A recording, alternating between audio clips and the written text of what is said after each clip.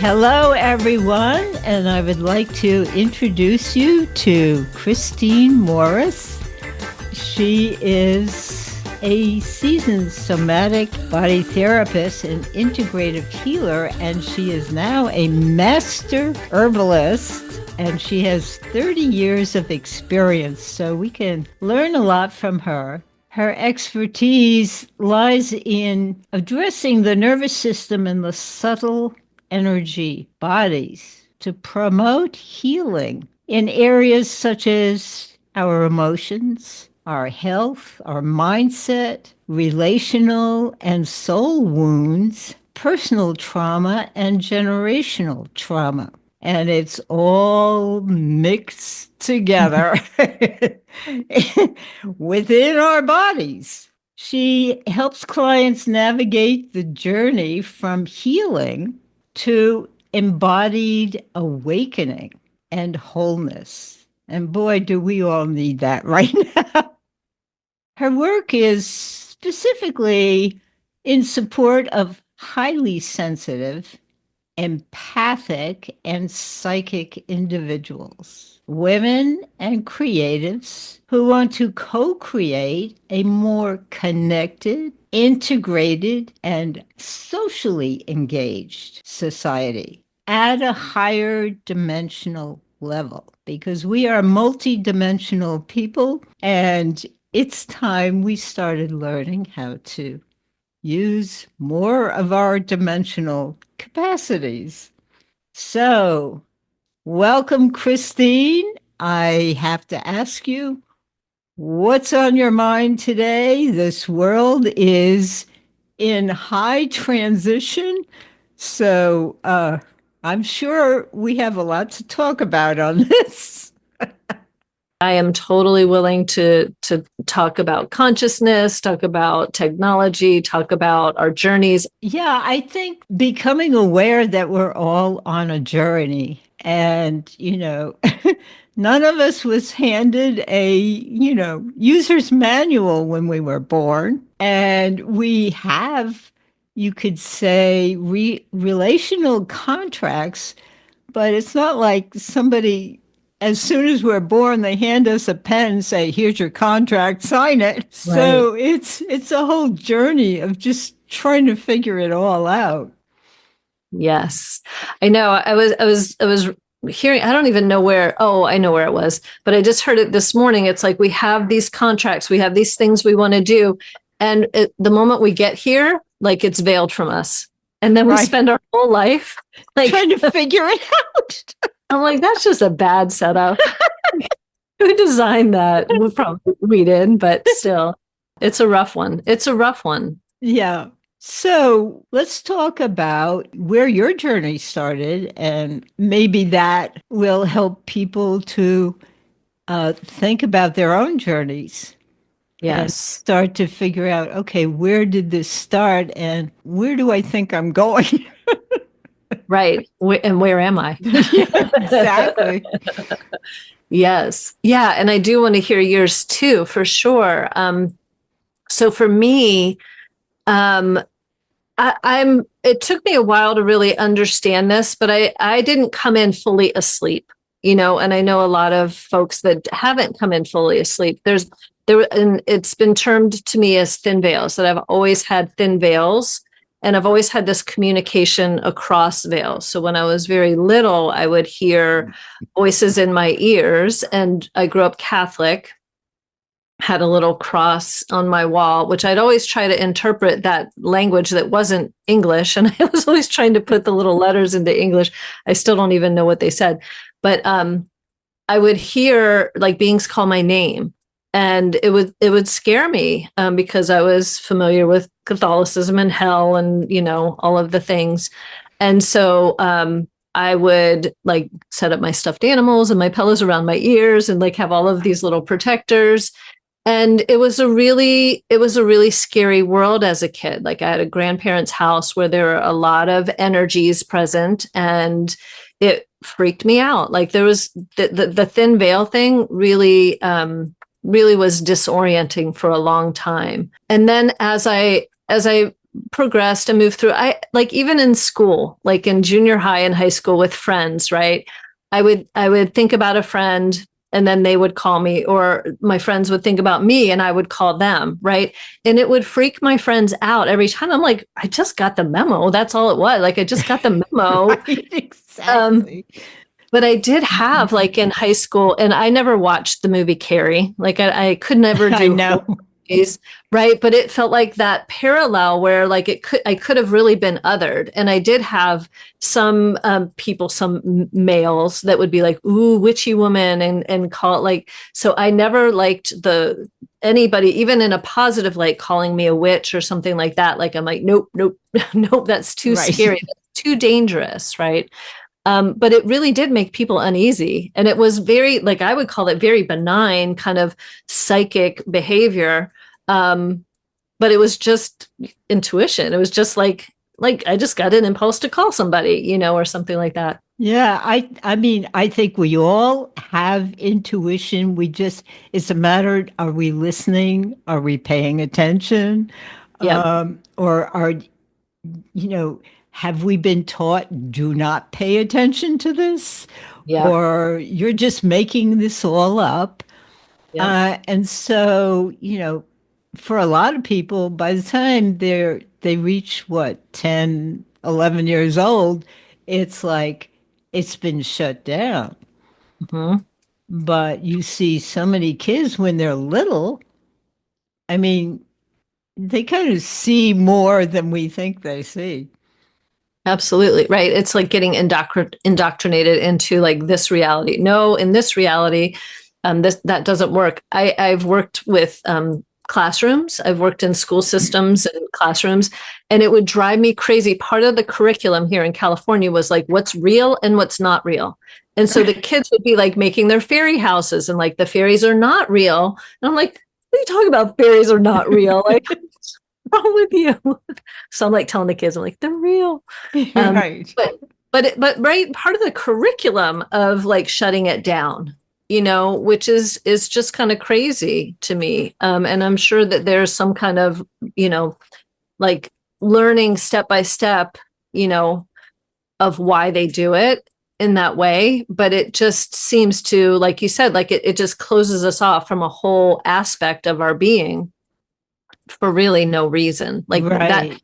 intuition is very valuable, and I'm going to differentiate between intuition and more of like psychic hits or something like that, because the way I understand like a psychic hit, or a like that feeling of like, ooh, something's not right here, that could be in survival mode, right? So there's a Right. survival mode of getting the information, and then there's in socially engaged where we're feeling safe enough and connected, and then we get much wider intuitive information. But animals get instinctual, that's the word, right?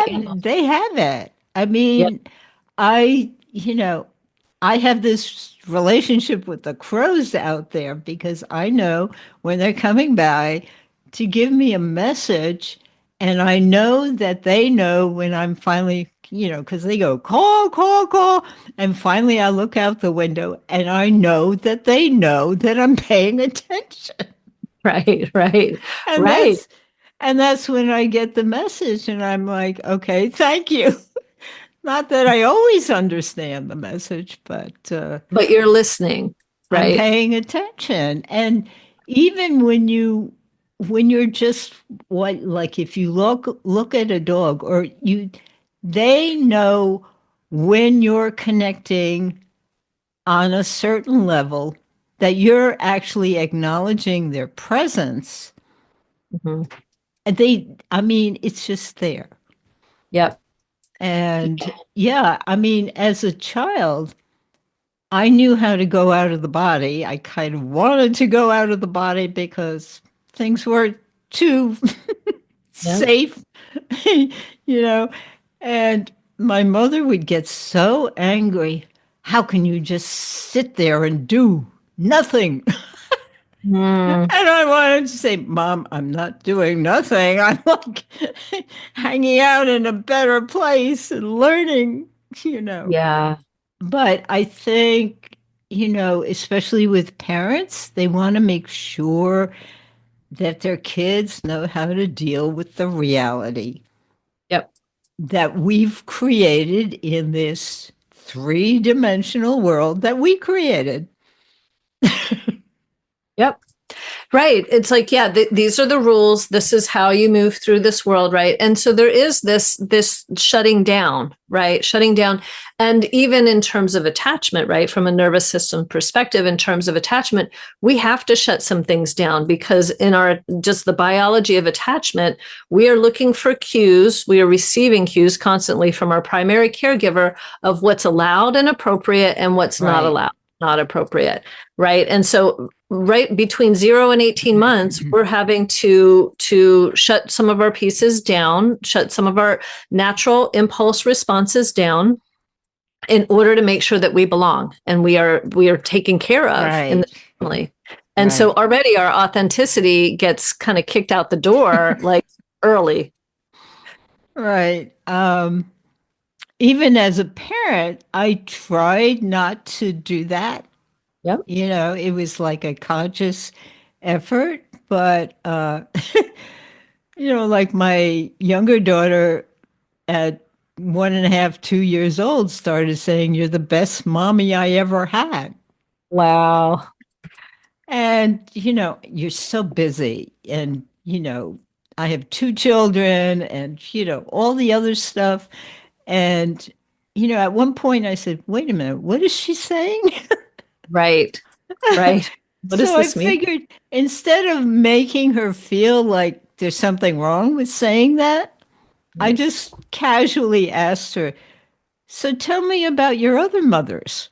Yeah, that's good. And she said, oh, I don't remember any of them. I don't even remember any of my grandchildren. And I'm like, okay. And I walked into the kitchen like, how do I process this? How do I parent this? Right.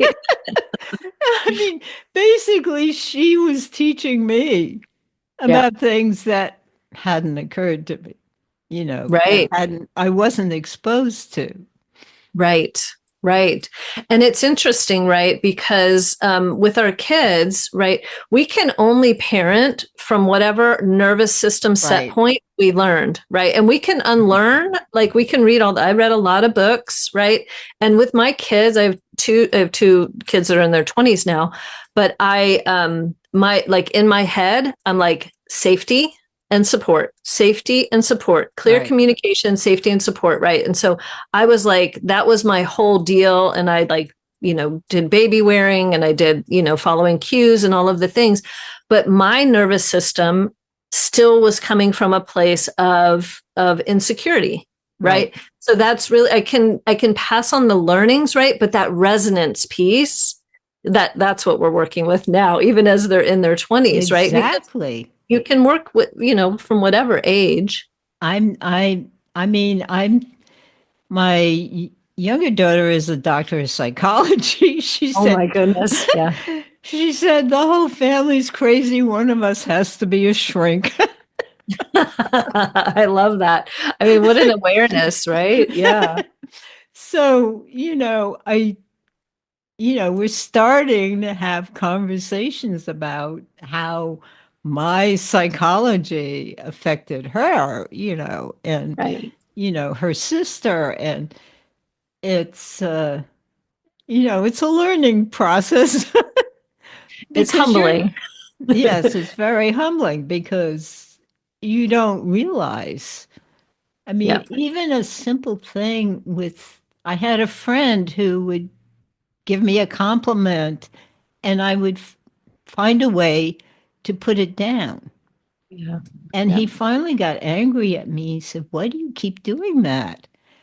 And I realized that it was dangerous for Yeah. me in front of my mother to be complimented by anybody. Yep. So to me, it was, you know, if I accept this, she's going to say I've got a big head and too big of ego and all this other stuff. Yep. So it's been a real job just being able to gracefully accept compliments from people. Isn't that interesting too, right? And so as you're saying that, I'm like, here's generational trauma, right? Right. Because and when people talk about like, oh, I'm going to work with my ancestors, I'm like, whoa, we don't bring all of the You sure ancestors. you want to do that?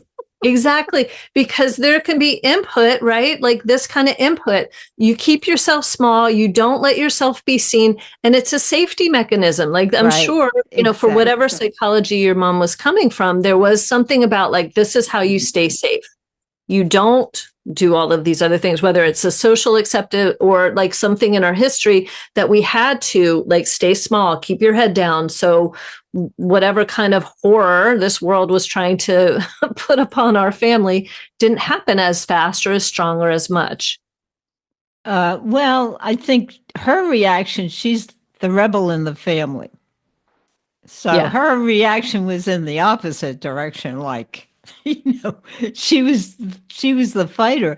So in her mind, I was just the wimp. Oh, yeah. On That's the hard. other hand, it was keep me down. Right. Total mixed messages, right? Like, which Yeah. part of me is allowed to be here? Oh, none? Okay, I'm going to go out of my Okay. body. Yeah, exactly. It's safer out there. Exactly. Exactly. Yeah. And the other piece, like for me, when I was young, I connected with animals a lot. Like I would go out in the field and lay with cows and stuff because animals were clear. I knew where I stood with animals. There There's wasn't no mess, you know, no passive aggressive nonsense. right. And with women, it can be really hard too. Yeah. Right. Yeah, and well, I do think if you have a pet can learn that. Oh, for sure. A pet can be dysfunctional. Is that Yes. what you're saying? Yeah, yeah, for sure. I see that a lot. I see that on walks around the they neighborhood. take on their owner's psychology. They do, absolutely. I have one neighbor that as she walks by, like my dog passed away last May. My dog was old and my dog was shy dominant, which is a really not a good mix. But she did not feel, I tried to socialize her with other dogs. She was fine with her people, but she was just like, don't give me any more. It's too much for my system. And this woman had her two dogs and they go crazy on the walk. She can barely contain them. And they're like, and she's Right. like, they just want to play. And I'm like, that is not play behavior. That is aggression. Right. And you don't know the difference. And I'm going to go far, far away from you. Right. Exactly. Yeah, some people's idea of play is you don't want to have any part of it. Absolutely. Absolutely. Yeah. um, yeah, so we are in a high speed transition that's unbelievable. I mean, it's so fast you're getting whiplash trying to follow it. And absolutely. And the one piece that I just heard today is like, this is just the beginning. Like, this is really nothing compared to what's coming. I was like, oh my goodness. Right, exactly. It's like, yeah, are we going to survive this? Right. Right. I mean, because it doesn't look fabulous right now. Right. But then, as I keep telling everybody, we're going through the birth canal. Yep. I mean, we really are going through it, and that is no fun. No, birth is really hard. And I think for a lot of like light workers or light and shadow workers, which I call myself now, or just spiritualists, right? We've been hearing this for a long time. We're birthing Right. a new, right? So it's like, oh my God, more, like, are you kidding? Right. When do we get out, man? Right. But I think to your point, like we are in that, right? There's the stages, there's the beginning of birth. We're like, oh, look, contractions, yay. In the middle, like it's getting kind of hard. And then like towards that last Right. transition in birth, you're like, I can't do this. I can't do this. I think we Or might be I there. am never going to do this again. Exactly. Right? Exactly. Yeah. What's enough? That's it. Yeah. I think that's the only reason people have more children is that fades. They forget it. Yep. Yep. But my daughter came up to me when she was I don't know, 3 years old. And she was, you know, 3 year olds are like ever ready batteries. Hmm. And you watch them and you say, can't I just bottle that energy somehow? Because it's like Right. all over the place. Imagine what you could do with that. But Yes. she would suddenly, in the middle of running around like crazy, she would suddenly get serious. She'd come up to me, put her hands on my knees, and give me some wisdom that you don't expect from a 3 year old. Yep. And she came up to me and she said, I remember being inside you. I'm like, okay. And she goes on for a 3 year old for a half an hour. That's a lot of time. Yep. And she describes the sounds and the light. And none of us think of light being inside us, Yeah. but she could see light in. She described how, and I'm like, this really makes sense. And certainly nobody told her this. Right. And then she talks about the blood in her eyes, and obviously she's talking about when she's going through the passage, and she looks at me dead serious, and I don't want to go back there again. Yep. I I'm with said, you, kid. Yeah. no problem, kid. I'm with you on this one. Yeah, Yeah. neither of us want to repeat that one. Right. That you can't go back in. We're good. We're past that Yeah, stage. we We're got only through going it. We're forward. still here. Yep. Yeah. I mean, it's birth is inherently traumatic. I mean, no matter what kind of birth, a child has, it's inherently traumatic. And it is that abrupt one environment to another through a very scary passageway. Yeah. I mean, very tight and bony and, not fun. It's I not a was a fun little, trip. no, I just kept like before I had my first child, I was like, big head, little hole. Like this is Right. not, it's not gonna Exactly. go. This doesn't sound like a good idea. Who I don't thought know of this how. one? Like I read the books, I went to the classes, I understand the concept, but Right. oh my gosh, the direct experience, right? Which is where we are right now in the direct experience of it. Exactly. Yeah. And it's, I feel like it, I mean, I'm embodying the the stress and the angst of all the people around me. Yeah. And, I wake up sometimes, my head's at the other end of the bed, the pillows are on the floor. Right. Right. I'm like, okay, what battle was that? That was a rough one. Yeah. Right. And I'm going to bring this in that you texted me and I can't remember how it said, but like you can't wipe everyone's tears. Do you remember how that was? Yeah. Yes. He said, you can wipe the tears of one person. You can't wipe the tears of the whole world. Yeah. Just do what you can do. And that part, that's the hard part. Yeah. I, Just do what you can do. right. And I think like for me personally, and especially in some of the groups I'm in, it's like I've been in over time and in spiritual groups and that kind of thing. Like you're here to do this big change and you're here to do this big thing and you need to do all the things and you need to help the weather and you need to help this and you need to help, which I think can be a very noble goal, right? But it puts a lot of pressure, right? And to go back to like we're here for a personal journey, right? I had put in and I think part of it is just who I am and how I'm made. Like I was here for the transition, that like psychic readings, no doubt about it. right?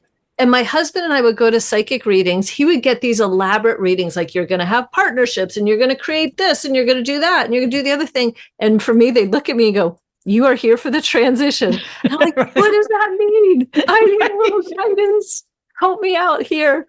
But people could not read me. They really couldn't read me. Right. And it was very, it felt very isolating. Like, what is wrong with me that I can't. So then I had in my mind too, like I am here. And I knew that people would ask me when I was little, what are you here? You know, what do you want to be when you grow up? And I would just say, I want to help people.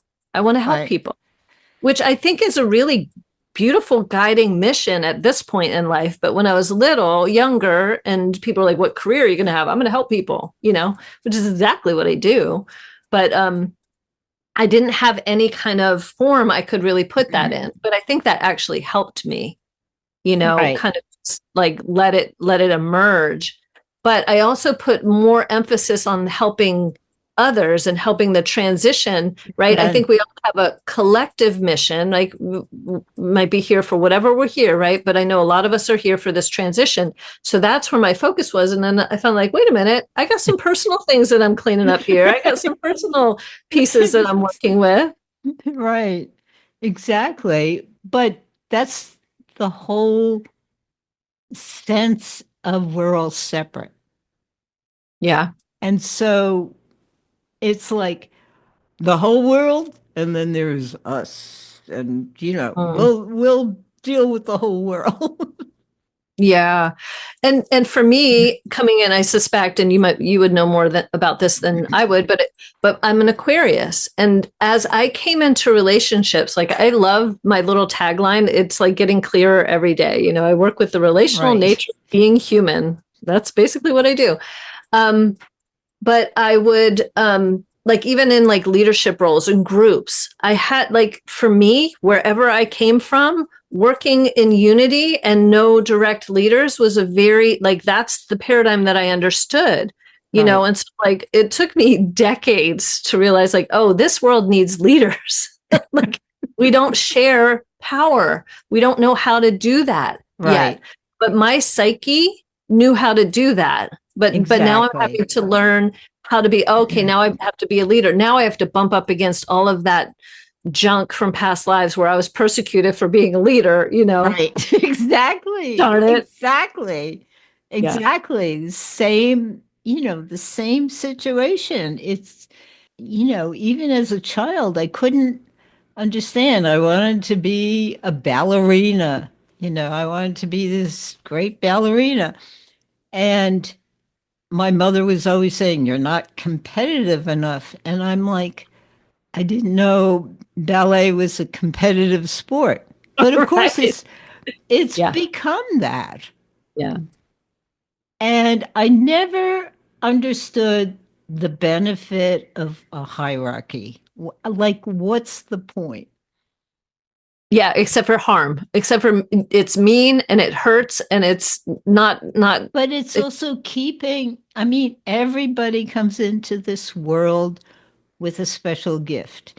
Even right. if it's just, you're in the kitchen and you can create masterpieces in the kitchen that's nurturing, Yeah. or you're really good at fixing things or maintaining things. It doesn't matter. It's really about the work we have to do in ourselves and understand what our gift is. And that's And one of the things I ended up talking to the schools that I talked to in India because I was supposed to talk about water because that's my whole big thing. But um, I just looked at these kids, these faces, they're our future. yeah. And, I just said, I understand you're under pressure. Your parents want you to be this or that because they want to know you're going to be okay and that you can support yourself, etc. I said, but please know what your dream is and hold on to it and find a way to manifest it. That's Yeah. one of the things that we lose is that connection to our dream, for sure. For Right. sure. Oh, you're just a dreamer. I there's a book my kid I just rebought it. I read to my kids when they were little. It's called Frederick by Leo Leone, and he's an amazing artist too. He does like cut paper art and stuff. And are Right. you okay if I tell the little story? I'll tell it short. And so it's these field mice, and it's coming to winter. And these field mice, it's a group of field mice, and they're all gathering things for the winter, right? Gathering seeds, gathering straw, gathering the stuff, and bringing it to their little hideout. And Frederick is like, just looks like he's off daydreaming, right? It just looks like he's doing this thing. And the mice are like, come on, Frederick, we're going to need these supplies. We're all in this together. We're going to need these supplies. Right. And Frederick's like, yeah, I know. And then, so it gets to be winter. They're in their hideout in their little mouse cave, and they go through all of their supplies, right? They eat all of their things. They run out of warmth. They run out of all the stuff. And they turn to Frederick and they're like, okay, Frederick, what are your gifts? What did you bring? And Frederick was a poet, and Frederick was a visionary, and Frederick had like stored the sunset, and would tell them about the sunset and the colors of the flowers and all of these different things that he had been gathering, like, which seemed like the intangibles that are unnecessary, right? But Frederick got them through that cold period with creation and vision and art and dreaming and poetry kind of thing. And I just love that story so much, right? Because it looked like he didn't have a gift. It looked like he was being lazy. It looked like he was not contributing, right? But no, he had this whole other gift that they actually really needed at one point. And he was able to bring it through. So I just love that story. Yeah, that's a great story. And I think we should call our audience to look into themselves and what's your magic? What's your little gift? Yeah. What are you here to bring your gift into the world? And I think it can be really hard for folks if they feel too far away from it, right? And one of the things that can be helpful is to go back to things that you really liked when you were little, whether it was music that was around, or stories, or, whatever was around, movies, maybe even. Although if you came up in the 80s, don't watch the 80 movies because they have horrible, horrible messages for women. But younger than that, right? Like what were the things that you were really interested in when you were younger? And it might not be the activities, but it could be like the information that was coming into you. Like for me, when I was in 6th grade, I loved John Lennon. I had a John Lennon t-shirt. I would listen to Beatles music and John Lennon all the time. And then he was killed, and I put a memorial on my wall to John Lennon. And I just loved the ideals of John Lennon. I loved what he stood for. I loved what he talked about. And he had a huge shadow wound too, right? He had a really he was the wounded healer, you could say, right? He had that the mother wound. But there was something about that John Lennon period that really has it actually helped me kind of solidify who I was out in the world, even though I fully present as female, but that energy of John Lennon really helped me, like that artistic voice, but also that social justice voice, also that, all we are saying is give peace a chance. I mean, come on. Right. So I have so enjoyed having this conversation. I would like to continue it if you're willing. I think we could do a lot of sessions like this because it's so rich, and there's so much we'd like to let people know that, as dark as it seems right now, there's a lot. First of all, there's a lot of light in you if you can find it. And there's a lot of light in the world if you can see it.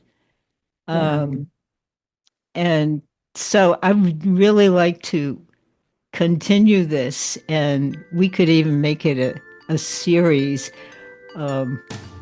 I've really enjoyed this. Thank you so much, Christine. It's been wonderful. Oh, it's my pleasure. I will come back anytime you're ready. Let's continue onward. Absolutely. Thank you so much. Thanks for having me, Ayo.